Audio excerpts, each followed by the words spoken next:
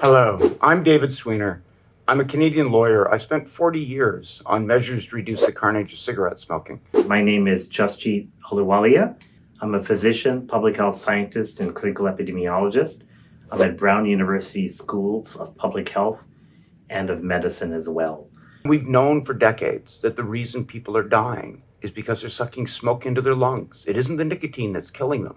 They're smoking to get nicotine, but they're dying from the smoke. I've been traditionally a very conservative approach. Quit smoking, don't start, and if you can't quit, keep trying. But I've become sort of a believer in this concept of reducing harm. Good public health practice is all about where you find risk, you seek to reduce it. You use science and reason and humanism to improve the human condition. A well-versed idea with seatbelts, condoms, and opioids, and really, we practice it as human beings every day. Where we find unsanitary water, where we find unsafe automobiles, where we find dangerous industrial equipment, where we find unsafe drugs, we reduce risk. It's a very rational approach. And we have the potential to reduce it dramatically for people who are using nicotine. So specifically for India, I'm very sad. I was very sad when I learned that India banned all alternative nicotine products years ago, and in fact even banned research on these products in India. This is tragic.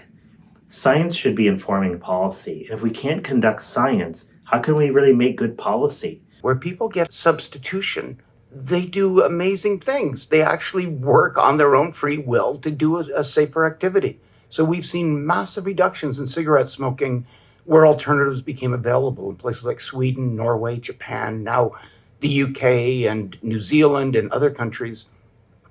Give people a choice, empower them to make better decisions about their own health. The wrong way to go is to ban the safer alternatives and protect the cigarette business. India should be embracing alternative nicotine products or these safer nicotine products. At the very least, effective immediately, India should allow research and studying these products in the context of India. Don't take the research from the US.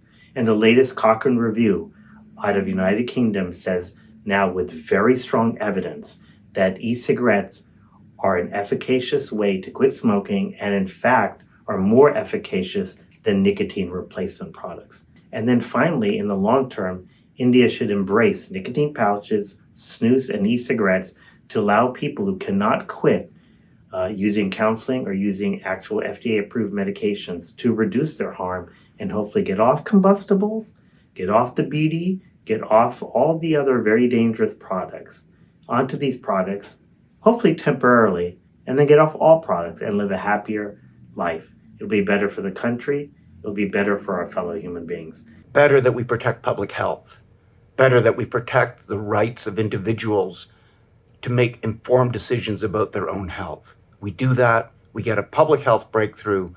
We get to join the annals of those through the history of public health who've done the sorts of things that have resulted in those of us around now being alive.